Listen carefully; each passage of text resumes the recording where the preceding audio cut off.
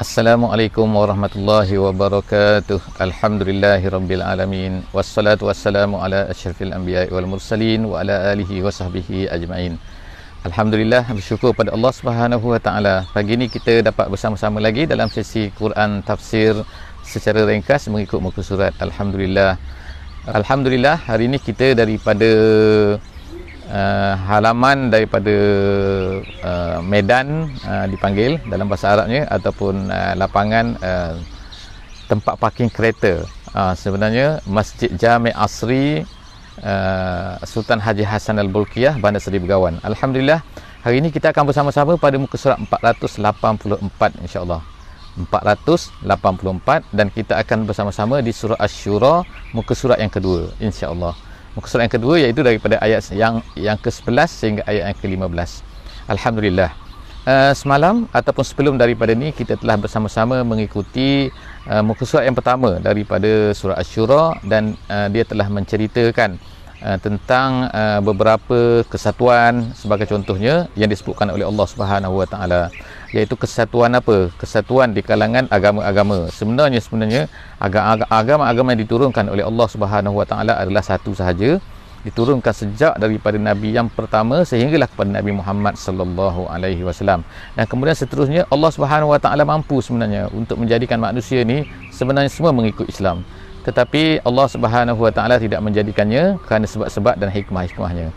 Jadi kemudian pada penghujung muka surat 483 Allah Subhanahu wa taala telah memerintahkan Nabi sallallahu alaihi wasallam supaya berhukum dengan hukum Allah Subhanahu wa taala saja. Kenapakah perkara ini perlu? Kenapa perlu kita ni mengikut Islam dan mengikut hukum Allah Subhanahu wa taala saja? Jadi Allah Subhanahu wa taala telah menyebutkan di dalam muka surat yang akan kita baca pada pagi ini tentang beberapa hikmah lah. Kenapa Allah Subhanahu wa taala memastikan kita ni mengikut Islam? Kenapa Islam itu penting sangat ke dalam kehidupan kita? Kenapa perlu sangat kita ni mengikut Islam? Jadi insya-Allah kita bersama-sama di muka surat 484 pada pagi ini. A'udzubillahi minasyaitonirrajim. Bismillahirrahmanirrahim. Fatirus samawati wal ard ja'ala lakum min anfusikum azwaja wa minal an'ami azwaja yazra'ukum fihi laisa kamislihi syai' wa huwas samiul basir. Sadaqallahul azim. Jadi alhamdulillah kita bersama-sama pada muka surat ini pada hari ini, dan kepada sesiapa yang mempunyai mushaf, yang mempunyai kelapangan untuk membuka mushaf, mempunyai kemudahan, pada pagi Isnin ini insya-Allah sama-sama kita buka mushaf untuk sama-sama kita lihat apakah perkara-perkara yang diceritakan oleh Allah Subhanahu wa taala di dalam muka surat ini kepada kita semua. Allah Subhanahu wa taala menyebutkan dalam muka surat ini sebagai sambungan daripada apa yang telah disebutkan sebelum daripada ni, iaitu dalam muka surat 483. Kenapa kita ni perlu berhukum dengan hukum Allah? Kenapa kita ni mesti menurut Islam? Kenapa kita ni mesti patuh kepada Islam? Kenapa kita ni mengikut? Kerana Allah Subhanahu wa taala menjadikan makhluknya atas dunia ini ada dua jenis. Yang pertamanya adalah makhluk-makhluk yang Allah Taala ciptakan yang tidak mempunyai ikhtiar, yang tidak mempunyai pilihan, iaitu apa? Selain daripada jin dan manusia. Apa yang kita tengok masjid ini, batu, kita tengok jalan raya ni, kita tengok burung-burung yang berbunyi itu, yang duduk di pokok, dan juga segala-galanya, batu batan, bukit, bukau, langit, bumi dan sebagainya, semua itu adalah makhluk Allah. Tetapi mereka ini tidak mempunyai ikhtiar, iaitu mereka tidak mempunyai pilihan. Tidak sama seperti manusia dan juga jin. Manusia dan juga jin ni Allah Subhanahu wa taala bagi peluang kepada dia. Dia boleh nak ikut Islam, dia tak boleh nak, dia boleh tak nak ikut. Maksudnya boleh ni bukan maknanya harus. Bukan harus tak ikut Islam, tapi ertinya Allah Taala beri pilihan. Awak nak ikut tak nak ikut tu terpulang pada awak, pilihan awak, tetapi awak akan dihisap oleh Allah Subhanahu wa taala di hari akhirat nanti atas apa yang awak pilih. Jadi kita ni Allah Taala beri kemudahan begini, sepatutnya apa yang kita buat?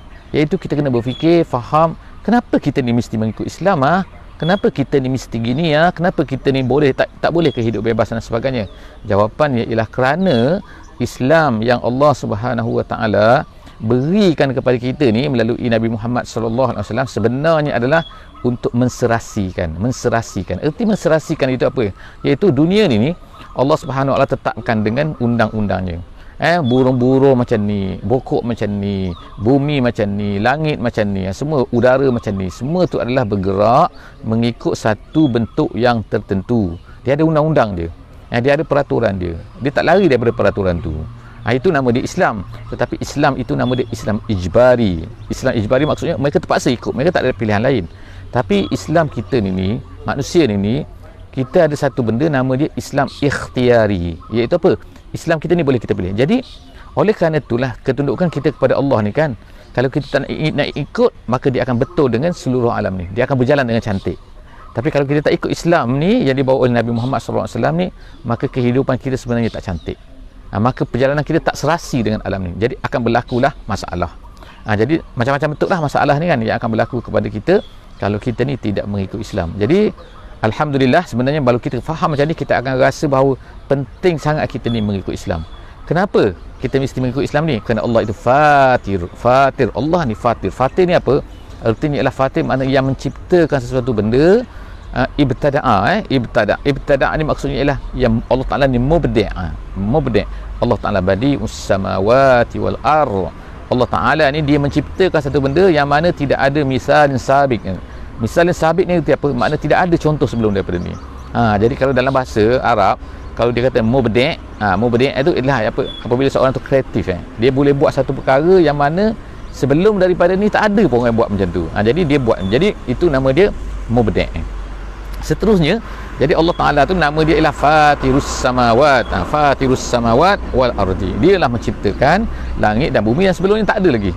Seperti itu, ja'ala lakum min anfusikum azwaja. Perkara yang kedua yang Allah Ta'ala sebut inilah, dia telah menjadikan kamu ni, menjadikan lakum untuk kamu min anfusikum, daripada diri kamu, iaitu daripada Adam lah, of course dulu, iaitu azwaja, pasangan. Jadi disebutkan oleh ahli tafsir sini apa, iaitu Hawa, iaitu perempuan ini dijadikan daripada rusuk, tulang rusuk daripada Nabi Adam, sebagaimana tafsir jalan lain sebut. Jadi maknanya kat sinilah, daripada Adam ni diciptakanlah Hawa. Jadi begitu juga wa minal an'ami azwaja, dan begitu juga binatang. Binatang ada azwaj, maksudnya pasangan lah kan. Pasangan, iaitu binatang pun ada. An'am disebut sini, an'am ni ialah binatang berkaki empat, binatang yang menjadi haiwan ternakan. Tapi maksud di sini ialah semua haiwan-haiwan ada jantan dan juga ada betina. Kenapa Allah Ta'ala jadikan ada jantan, ada betina? Disebutkan hikmah lepas daripada itu. Hikmahnya adalah apa? Yazra'ukum fi. Yazra' ni maksudnya ialah kamu ni dapat berkembang, kamu dapat yaktasiru. At-takasur, at-takasur artinya kamu ni berlipat ganda menjadi banyak. Maknanya sini kan Allah Ta'ala jadi dengan hikmahnya kan. Kalau tak ada jantan, tak ada betina, semua benda satu saja, dia tak akan boleh berkembang, dia tak akan boleh beranak, dia tak akan boleh menjadi banyak. Jadi Allah Subhanahu Wa Ta'ala jadikan manusia ni boleh menjadi banyak. Daripada Nabi Adam dan juga Hawa, kemudian jadi banyak. Sekarang ni ada berapa? 7 bilion. Kemudian pokok-pokok menjadi banyak, kemudian binatang menjadi banyak, dan begitulah seterusnya. Kemudian Allah Ta'ala kata laisa kamislihi syai'. Adakah yang lain seperti dengan Allah? Tidak ada. Tidak ada yang sama seperti Allah Subhanahu Wa Ta'ala. Dari sudut apa? Ulama-ulama mutakallim, ulama-ulama ahli tauhid, ulama-ulama ilmu kalam menyebutkan Allah Ta'ala ini tidak ada yang sama dengan dia. Dari sudut apa? Zatnya satu, yang pertama zatnya, yang kedua ialah sifatnya, yang ketiga ialah af'alnya, maknanya perbuatan. Maknanya kalau zat tu apa? Allah lah. Allah tu tidak ada yang lain sama dengan dia. Yang kedua tu ialah apa? Iaitu sifat. Sifat tu apa? Yang kita belajar sifat 20 dan sebagainya kan. Allah itu wujud, qidam, baqa', mukhalafatuhu lil hawadis, qiyabuhu bi nafsihi, wahdaniyah, qudrat, irada, dan seterusnya tu sampai kepada kaunuhu mutakalliman. Sifat 20 tu itu adalah sifat-sifat Allah Subhanahu Wa Ta'ala. Itu sifat. Kemudian ada lagi satu lagi, apa yang dinamakan sebagai apa? Yang dinamakan sebagai af'al. Af'al ni apa? Iaitu kita kata perbuatan. Ialah perbuatan manusia, tapi perbuatan Allah apa dia? Seperti contohnya kan, Allah itu tidak melihat kepada ajsamikum waswarikum. Allah Ta'ala tidak melihat. Melihat ni perbuatan perbuatan. Tapi perbuatan apa? Allah Ta'ala melihat ke? Tak. Laisa kamislihi syai'. Sebab itulah keyakinan kita kan. Paksi kepada keyakinan kita, iaitu laisa kamislihi syai'. Jadi ayat ni sangat penting untuk membentuk semua cara fikir kita dalam kita ni melihat Allah Subhanahu Wa Ta'ala. Bila kita, perasaan kita terhadap Allah Subhanahu Wa Ta'ala apa? Apa-apa saja yang terlintas dalam pemikiran kita, Allah Ta'ala macam ni ke? Allah Ta'ala mendengar macam ni ke? Allah Ta'ala melihat? Tak, laisa kamislihi syai. Tidak ada yang sama dengannya sesuatu pun. Kemudian wahwas samiul basir. Tengok kan, dia Allah Ta'ala ni as-sami al-basir, dia mendengar. Tapi mendengar tak sama dengan mendengar kita, kan? Mendengar Allah ni lebih hebat dan maha hebat dan tak boleh nak dibayangkan. Melihat, basir, melihat Allah ni macam mana? Melihat yang lebih hebat, tak boleh dibayangkan macam mana. Jadi itu adalah kaedah kepada kefahaman dalam akidah, iaitu apa? Laisa kamislihi syai'. Jadi insya-Allah kalau ada masa yang panjang, ada masa yang lapang, insya-Allah kita boleh belajar lagi dengan lebih detail kan, tentang ayat ni, tentang laisa kamislihi syai' ni. Seterusnya Allah Taala kata lahu maqalidus samawati wal ardh. Allah Taala sebut lagi kan kehebatan dia. Allah Taala sebutkan kebesarannya, azamahnya, jalalahnya, iaitu apa? Lahu maqalid. Maqalid ni apa? Maqalid ni ialah mafatih, iaitu anak kunci. Sebab apa? Sebab kalau apabila seseorang itu memiliki anak kunci sesuatu, ertinya apa? Bukan maknanya dia ada anak kunci je, benda tu tak, maksudnya ini adalah simboliknya. Apabila disebutkan anak kunci, maknanya apa? Maknanya dia memiliki segala-galanya.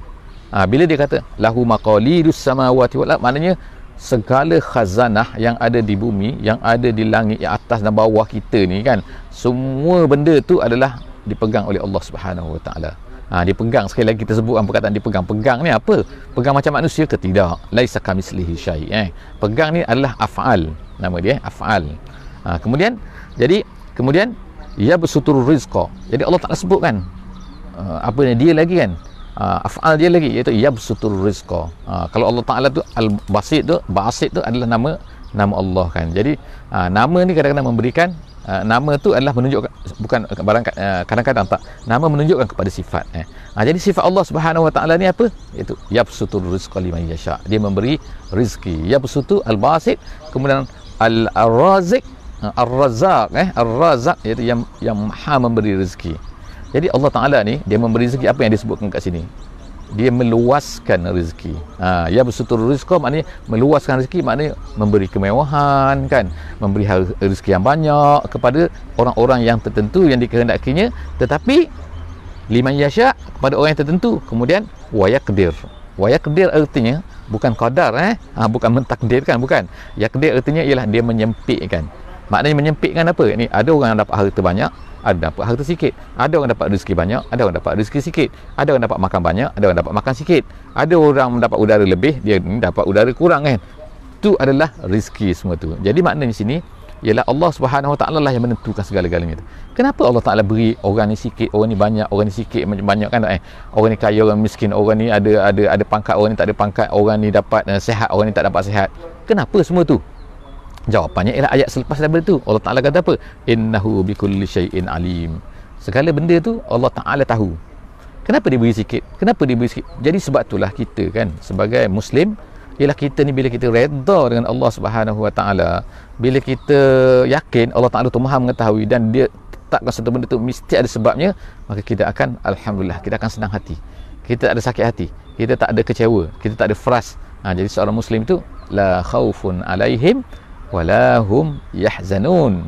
Dia tak sedih dan dia tidak kecewa, dia tak takut. Allah Ta'ala sebut lagi, syara'a lakum minad dini ma wassa bihi nuhan wallazi auhayna ilaika wa ma wassayna bihi Ibrahim wa Musa wa Isa. Jadi Allah Subhanahu Wa Ta'ala sebutkan dalam ayat ayat yang ke-13 ni, menjelaskan lagi.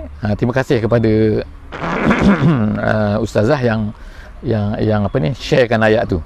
Jadi ayat tu adalah itulah dia mentafsirkan antara satu sama lain, iaitu wa indahu mafatihul ghaib tu kan, fatihul ghaib. Jadi maknanya kat sini seterusnya kan, ayat yang ke-13 ni ialah Allah Subhanahu Wa Taala ceritakan lagi, mendetailkan lagi, memfusilatkan lagi, mendetailkan apa yang telah disebutkan sebelum daripada ni.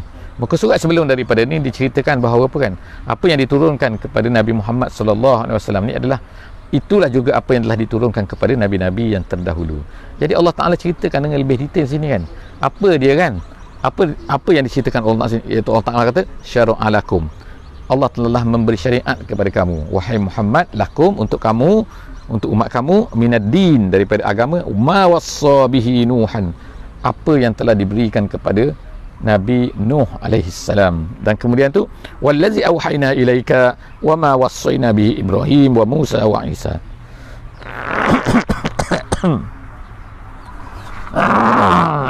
Minta maaf, suara tak keluar sekejap.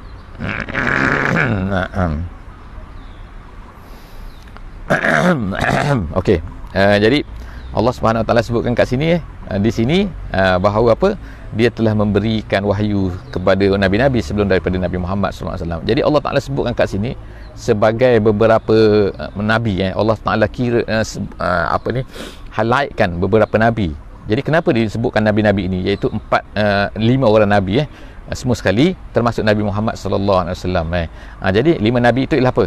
Nabi Nuh, Nabi Ibrahim, Nabi Musa dan juga Nabi Isa. Jadi kenapa disebutkan nabi-nabi ini? Kerana nabi-nabi inilah dianggap sebagai nabi-nabi yang besar, kan? Dianggap nabi-nabi besar di dalam senarai kenabian-kenabian yang banyak. Daripada daripada rasul-rasul yang ramai itu, inilah sebab itulah kita panggil dia sebagai ulul azmi. Rasul dipanggil rasul ulul azmi, iaitu Nabi Muhammad sallallahu alaihi wasallam, kemudian Nabi Nuh, kemudian Nabi Ibrahim, kemudian Nabi Musa dan juga kemudian Nabi Isa alaihi salam. Jadi 5 orang ini disebutkan, dan di sini disebutkan nama-nama mereka itu. Jadi Allah Subhanahu Wa Taala nak beritahunya bahawa apa yang diturunkan kepada engkau ni, wahai Muhammad, sebenarnya itulah juga yang telah diturunkan kepada nabi-nabi besar ini sebelum daripada ini, dan termasuklah nabi-nabi yang lain yang tidak disebutkan di sini. Jadi apa yang samanya? Yang sama itu ialah pada ulama-ulama sebut ialah pada usuluddin, iaitu pada apa? Iaitu perkara-perkara yang utama dalam agama. Tentang syariat cabang kadang-kadang ada perbezaan. Sebagai contohnya kan, ada makanan halal di sini, ada makanan kepada nabi dulu tak halal, ada nabi ini halal, nabi Hasan tak halal, dan begitulah, itu perbezaan. Jadi perbezaan ini berlakulah, tetapi perbezaan itu pada furu', pada perkara-perkara cabang dalam syariat. Tetapi dalam perkara asas agama, dalam perkara usul, ianya adalah satu saja. Sebagai contohnya usul tu apa? Seperti Nabi Allah tu Esa, Allah tu bersifat mendengar, Allah tu bersifat melihat, Allah tu macam ni.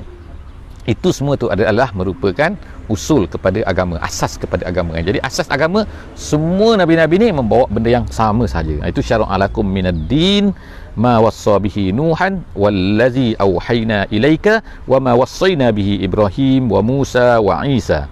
Kemudian apa dia asas agama ni? Ialah an-aqimuddin. Dalam tafsir disebutkan an-aqimuddin artinya ialah melaksanakan agama. Tetapi oleh kerana perkataan yang digunakan adalah aqimuddin, menegakkan agama, dan sebenarnya ialah makna itu lebih luas lagi. Maknanya lebih luas bagaimana? Iaitu bukan hanya kita ni melaksanakan melaksanakan agama ini pada diri kita sahaja, tetapi oleh Allah Subhanahu Wa Taala kerana menyebutkan aqimuddin, iaitu menegakkan agama, mendirikan agama. Aqama itu mendirikan. Jadi artinya apa? Agama ni kita mesti laksanakan pada diri kita, dan kemudian kita naklah melaksanakan di atas dunia ini. Bukan sekadar cukup untuk kita melaksanakan atas dunia ini dan kemudian membiarkan manusia lain, membiarkan dunia ini terhuyung-hayang, terkontang-kanting tanpa agama yang benar. Jadi oleh kerana itulah tanggungjawab orang Islam, orang Muslim, apabila dia Islam, dia melaksanakan agama pada dirinya tak cukup, tapi dia kena cuba untuk melaksanakan. Sebab itulah lahirnya dakwah, lahirnya jihad, kan, lahirnya begini dan begini, iaitu penyebaran Islam itu mesti dilakukan. Jadi berbeza di sini kan, Islam bukannya seperti Yahudi. Yahudi apa yang dibawa oleh Yahudi sekarang lah kan, Yahudi yang sesat ni kan. Jadi makna Yahudi tu, bagi dia agama tu milik Bani Israel saja, bukan milik siapa-siapa kan. Orang lain tak boleh jadi Yahudi. Yang Yahudi mesti Bani Israel, tapi Islam tak. Islam ni ialah semua orang jadi Islam, semua orang mesti tunduk kepada Allah Subhanahu Wa Taala. Oleh kerana itu, kalau kita tunduk pada Allah Subhanahu Wa Taala, kita telah tunduk, alhamdulillah, kita mestilah pula menyebarkannya kepada manusia lain, supaya manusia atas dunia ni, tak kira mereka berada di mana kan, di Amazon ke, di Eskimo ke, di utara selatan ke, dalam hutan ke, dalam pulau ke, semua tu mesti diberitahu tentang Islam ni. Itu aqimuddin, tegakkan agama di atas dunia ini. Kemudian Allah SWT sebut lagi, wala tatafarraqu fi. Itu dia konsep ataupun asasnya, asas ajaran ni yang diturunkan oleh Allah SWT daripada dulu sampailah kepada Nabi kita Nabi Muhammad sallallahu alaihi wasallam, iaitu apa? Aqimuddin, iqamatuddin satu, dan yang keduanya ialah wala tatafarraqu, jangan tafarruq. Tafarruq ni apa? Tafarruq ni maknanya berpecah mana? Jangan berpecah. Jadi apa yang berlaku lah kan kadang-kadang dah tegakkan agama kemudian berpecah pula. Berpecah kerana benda-benda yang basic kan, benda-benda yang bukan benda-benda basic, minta maaf, benda-benda yang cabang benda-benda yang furuk benda-benda yang sangat-sangat remeh. Itu pun boleh berpecah, tengok kan. Jadi umat Islam ni tak boleh berpecah. Mereka berbeza mazhab, fiqh, Syafi'i, Maliki, Hambali dan sebagainya. Itu adalah perpecahan dalam cabang. Dalam asas mereka tak berpecah. Walaupun mereka ni mazhab yang berbeza, tetapi Syafi'i, Maliki, Hambali, semua tu adalah merupakan umat Nabi Muhammad SAW, dan satu saja mereka tu, iaitu Islam. Jadi mereka ni apa? Iaitu mereka ni berpegang kepada agama, nak mengabdikan diri kepada Allah Subhanahu Wa Taala. Itu adalah asas. Jadi maknanya sini kan, wala tatafarraqu, itu bukan makna berpecah kan. Perbezaan mazhab fiqh tu adalah bukan berpecah kerana mereka mempunyai sandaran-sandaran dan dibenarkan. Tapi yang berpecah ni adalah berpecah pada benda-benda yang lain pada agama pun boleh berpecah. Sebab itulah Nabi SAW katakan bahawa umat aku ni akan berpecah kepada sekian-sekian kan, banyaknya kan. Umat-umat dulu pun berpecah juga. Jadi umat Nabi Muhammad pun akan berpecah juga kan. Jadi kita tengoklah kan sekarang banyak sangat, ada Syiahnya kan, ada Mu'tazilahnya, ada apa lagi lah macam-macam, ada liberalnya yang moden ni kan, ada macam-macam lagi kan, manusia-manusia kan, yang semua tu kata mereka tu adalah Islam kan. Kemudian Allah Subhanahu Wa Taala kata kabura 'alal musyrikin ma tad'uhum ilaihi. Apa yang kamu ajak ni wahai Muhammad, apa yang kamu seru ni kan kepada Islam ni kan, sebenarnya kabura ni syakka, susah susah mereka nak terima, susah kan. Sepatutnya tak susah kan, sepatutnya mereka ni gembira. Tapi orang kafir Allah Ta'ala sebutkan memang susah nak terima benda ni. Jadi hakikatlah kan supaya Nabi SAW tu taklah kecewa kan. Allah Ta'ala tahu kan susah kan. Tapi seterusnya apa Allah Ta'ala kata, Allahu yajtabi ilaihi man yasha. Tapi ada yang akan menyahut seruan kamu. Siapa yang akan menyahut seruan kamu? Orang yang menyahut seruan Islam, orang yang itu semua adalah yajtabi. Maknanya mereka itu dipilih. Yajtabi ilaihi man yasha wa yahdi ilaihi man yunib. Allah Ta'ala pilih, Allah Ta'ala beri hidayah. Jadi artinya bila kita ni kan mendapat hidayat, mendapat rasa nak buat kebaikan kan, kita hendaklah rasa kita sebenarnya dipilih oleh Allah Subhanahu Wa Taala. Walaupun kadang-kadang tak tahu kita kan, macam mana kita ni kan, kadang-kadang berdepan dengan ni, berdepan dengan orang ni, orang tu mengajak kita kepada agama, mengajak kita kepada beriman, mengajak kita kepada Islam, mengajak kita kepada beramal dengan Islam. Kita naklah rasa bahawa itu adalah pilihan Allah Subhanahu Wa Taala. Yajtabi ilaihi man yasha, dan kemudian yahdi, kita minta hidayah kan. Jadi sekarang ni Allah Taala nak beri hidayah kepada kita kan, yahdi. Hidayah ni tak semestinya maknanya daripada kufur kepada Islam. Daripada Islam pun bila kita rasa nak beramal dengan Islam, itu adalah yahdi ilaihi man yunib. Allah Ta'ala beri petunjuk kepada kita. Allah Ta'ala nak tunjukkan jalan kepada kita kan, jumpakan dengan orang yang boleh mengguide kita kan. Maka itu adalah satu kurniaan daripada Allah Subhanahu Wa Ta'ala. Jangan tolak bila ianya berlaku. Seterusnya, wa ma tafarraqu illa min ba'di ma ja'ahumul ilmu baghyan bainahum. Allah Ta'ala sebutkan apa yang telah terjadi kepada orang-orang sebelum daripada ni, kepada orang-orang yang sebelum daripada Nabi Muhammad SAW, iaitu umat Kristian, umat Yahudi dan sebagainya. Apa yang terjadi kepada mereka? Mereka ini adalah sebab mereka ni tafarraqu, berpecah kan, menjadi pelbagai-bagai bentuk, menjadi pelbagai golongan dan sebagainya. Itu berpecah-pecah tu, Allah Ta'ala kata illa min ba'di ma ja'ahumul ilmu. Yang pertama sekali Allah Ta'ala marah sangat kepada mereka ni. Kerana apa? Kerana mereka dah ada ilmu, telah datang ilmu kepada mereka. Ulama kata kan, kalaulah orang tak tahu berpecah, so bukan lah, maksudnya kurang sikit lah dia punya tu. Tapi bila dia dah tahu, dah ada ilmu, tiba-tiba berpecah juga. Kemudian apa lagi? Allah Ta'ala sebutkan kenapa sifat mereka jadi macam tu, kenapa berpecah. Allah Ta'ala bagi reason kat sini kan, jelaskan kepada kita supaya kita dapat tahu kan apakah yang menyebabkan mereka pecah. Itu baghyan. Dah tahu dah tapi berpecah juga, baghyan. Kerana mereka tu baghyan ni apa? Hasadan. Dalam tempat lain disebut hasadan min anfusihim. Jadi kalau ada ni, kalau ada orang boleh share kat situ, bagus kan, tulis kat bawah tu kan, itu ayat Quran yang terbukkan hasadan. Jadi hasadan, baghyan adalah perbezaannya, tetapi kita tak nak jelaskan kat sini kan apa beza di antara hasad dan juga baghyan. Tapi terjemahan yang secara mudahnya ialah baghyan tu ialah kerana hasad dengkinya mereka kepada nabi-nabi ni. Mereka ni tak suka, ataupun hasad dengki mereka sesama-sama mereka ni kan.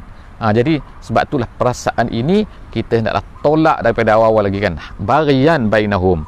Kemudian walaula kalimatun sabaqat min rabbik ila ajalin musamma laqudiya bainahum. Allah Taala sebut kan, kalaulah tidak kerana ketetapan Allah, nescaya akan dihukum semua pada masa itu juga.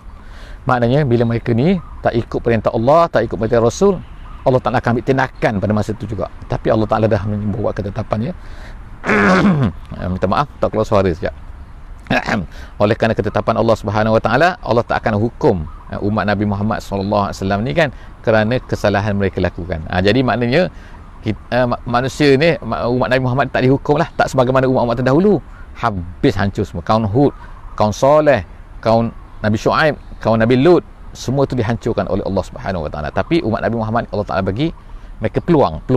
Jadi mereka boleh berterusan supaya mereka ni bertaubat dan kembali kepada Allah Subhanahu Wa Taala. Jadi Allah Taala kata sini, kalaulah tidak kerana ketetapan itu, nescaya Allah Taala akan laku dia bainahum, kan akan diambil tindakan terhadap mereka, akan diseksa mereka. Kemudian wa innal ladzina urisul kitaba min ba'dihim la fi syakkim minhu murib. Allah Taala sebutkan bahawa orang-orang yang mewarisi kitab, iaitu kaum Yahudi dan Nasrani lah, Yahudi dan juga Kristian, mereka ni tetap mereka ni mewarisi kitab. Tak adalah bangsa lain yang mewarisi kitab ni. Allah Taala turunkan kitab ni 4 kan, ada Zabur, ada Taurat, ada Zabur, kemudian ada Injil, kemudian Al-Quran. Satu saja yang masih terpelihara, iaitu Al-Quran. Yang lain tu ada pengikutnya, ada. Jadi katakan mengikut Taurat dan juga mengikut Injil, tapi tak ada. Taurat pun dah rosak, Injil pun dah rosak, dirosakkan oleh mereka, diubah. Jadi akhirnya mereka sesat, berada dalam kesesatan. Jadi Allah Subhanahu Taala sebut sini kan bahawa mereka yang mewarisi kitab tu, dua golongan ini, mereka itu apa kan? Lafi syakkim. Mereka tu pun confused pun syak kan, ragu-ragu kan, betul ke ni apa yang sebenarnya, betul kan Nabi Isa ni, betul kan Nabi Musa ni, itu kan. Jadi lafi syakkim minhu murib, dah lah syak, murib lagi. Murib tu maknanya ragu-ragu lah. Kemudian falizalika fad'u, oleh kerana itu, oleh kerana perkara-perkara di atas tu, wahai Muhammad, wahai umat Nabi Muhammad sallallahu alaihi wasallam, sekarang Allah Taala cerita. Oleh kerana itu, maka adakah kita ni nak layan mereka tu? Adakah kita ni nak ikut apa yang mereka nak? Tak. Falizalika oleh Allah Taala sebut, falizalika fad'u, maka berdakwahlah kamu, mengajaklah kamu kan, mengajaklah kamu kepada Islam, berpeganglah kamu kepada Islam kan, hambakan diri kamu kepada Allah Subhanahu Wa Taala. Fad'u wastaqim kama umirta, dan istiqamahlah. Istiqamah maknanya teruskan kerja, jangan confuse, jangan ragu-ragu, jangan tinggalkan, tetaplah kamu wastaqim kama umirta, sebagaimana kamu disuruh. Wala tattabi' ahwa'ahum, dan Allah Taala kata jangan ikut hawa nafsu mereka. Artinya mereka yang nak macam ni, ajak macam ni, suruh kita buat macam ni, semua tu adalah apa kan? Semua tu adalah ahwa, semua tu adalah hawa nafsu manusia. Apa kamu bising-bising ni? Apa kamu cerita pasal Islam ni kan? Lah, Islam untuk diri kamu sendirilah, apalah sibuk-sibuk dengan orang lain. Itu semua adalah ahwa, kan. Kamu ni apa? Kamu ni betul sangat ke Islam ni? Macam-macam kan. Orang hina Nabi Muhammad lah, orang gini. Itu semua hawa daripada hawa nafsu, daripada kegilaan manusia tu sendiri. Wakul, dan Allah Ta'ala arahkan kita yang ketiga sekarang ni, amantu bima anzalallahu min kitab, kami beriman dengan apa yang diturunkan. Jadi alhamdulillah kan umat Islam pada hari ini masih mantap lagi. Alhamdulillah kan yang masih berpeganglah kepada Islam, walaupun apa terjadi kan, kita berpegang kepada Islam kan, dan kita katakan amantu bima anzalallahu min kitab wa umirtu li'adila bainakum. Tapi dalam masa yang sama kita pegang kepada Islam kita, tapi adakah kita akan menzalimi orang lain? Tidak. Aku disuruh untuk adil. Adil maknanya dalam berhukum, dalam menentukan hukum, walaupun kamu ni kafir, kalau kamu ni tak bersalah, maka tak bersalah. Gitu kan dalam segi hukuman. Kemudian Allahu Rabbuna wa Rabbukum, dan Allah Ta'ala sebenarnya Tuhan kami dan Tuhan kamu juga sebenarnya, walaupun kamu tak mengaku setengah tu kan, kamu tak mengaku katakan, tapi sebenarnya Allah adalah Tuhan kami, Tuhan kamu juga sebenarnya. Kemudian lana a'maluna wa lakum a'malukum, kemudian seterusnya apa, iaitu lana a'maluna wa lakum a'malukum, iaitu bagi kami amalan kami, bagi kamu amalan kamu. Maksudnya apa? Terpulanglah pada kamu kan, kamu tak nak ikut, kami nak buat apa? Kami hanya memberitahu saja kepada kamu kan, dah kamu tak nak ikut, tak nak jadi Islam juga. Sekarang lana a'maluna walakum a'malukum, terpulang kepada kamu sekarang, la hujjata bainana wa bainakum, nanti tak akan ada hujah lagi. Jangan kata gini, jangan kamu berdebat lagi, kan tak? Sebab apa? Apa yang kamu bawa itu adalah tak betul. Kami berpegang kepada apa yang betul. Jadi tak ada hujah lagi. Kemudian Allahu yajma'u bainana, pada hari kiamat nanti yajma'u bainana, Allah Taala akan himpunkan kita. Akan kita balik kepada Allah Subhanahu Wa Taala, wa ilaihil masir, kepadanya kita akan kembali. Jadi setakat itu saja insya-Allah pada pagi ini 30 minit. InsyaAllah tolong sharekan semua kita punya rakaman ni kepada semua media-media sosial yang yang antum semua ada, yang kita semua ada. InsyaAllah moga-moga dimanfaati oleh seluruh dunia insyaAllah. Setakat itu saja aku qauli hadza wa astaghfirullahalazim li wa lakum, wabillahi taufiq wal hidayah. Hari ini muka surat 484. InsyaAllah seterusnya kita akan masuk ayat 485. Setiap hari satu muka surat, one day one page insya-Allah. Wassalamualaikum warahmatullahi wabarakatuh.